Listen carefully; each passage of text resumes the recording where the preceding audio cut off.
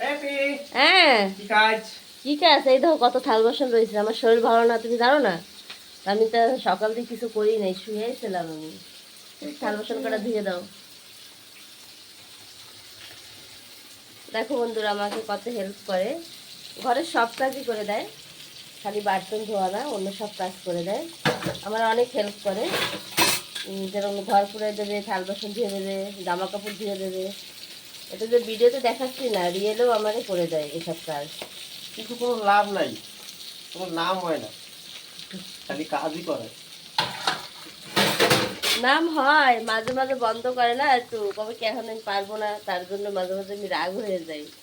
তো আজকে দেখছে শরীর খারাপ, সকালেও কাজ করছে, ঝাড়ু মারছে, এখন আবার থাল বাসন ধুয়ে দিচ্ছে।